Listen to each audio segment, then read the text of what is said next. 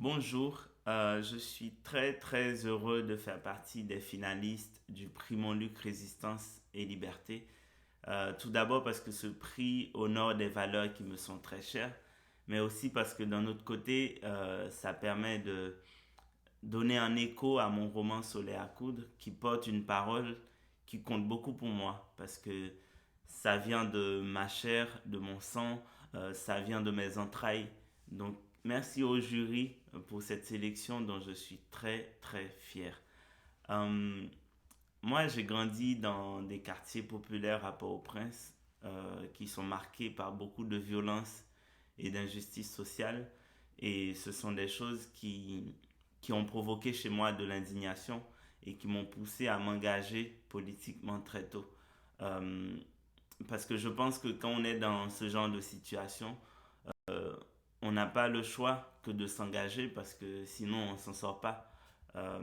Donc j'ai j'ai appris à me battre, à lutter comme ça.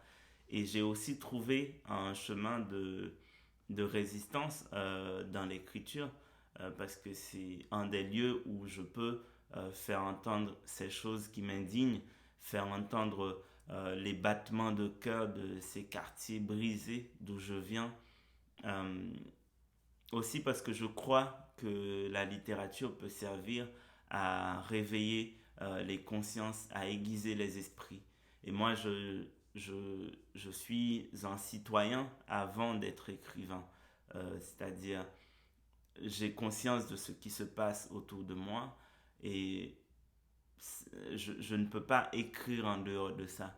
Et aussi, c'est même plus un choix que de résister ou que d'écrire parce que je suis obligé de le faire. Je ne peux pas regarder, enfin, je ne peux pas rester les yeux fermés euh, face à ce qui se passe. Je ne peux pas rester bouche bée.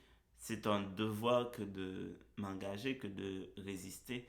Et dans mon travail, il y a souvent cette symbolique justement du soleil qui symbolise pour moi la liberté, ou bien la symbolique aussi des oiseaux qui revient souvent dans mes textes, qui symbolise cette quête de liberté, ce chemin de résistance que j'ai pris.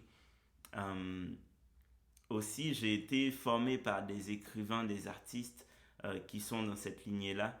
Je pense à Tupac Shakur, Jacques-Stéphane Alexis, ou encore Mahmoud Darwich, Asli Erdogan, Nazim Hikmet, Kateb Yassine et tant d'autres. Ce sont tous des écrivains qui ont porté les grandes blessures du monde tout en cherchant un chemin de lumière, un chemin d'espoir.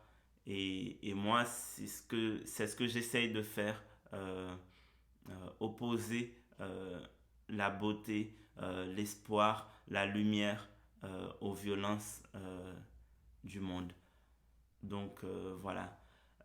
Merci encore une fois au jury d'avoir fait choix de Soleil à coude parmi enfin, les finalistes du prix Montluc Résistance et Liberté. J'en suis très heureux.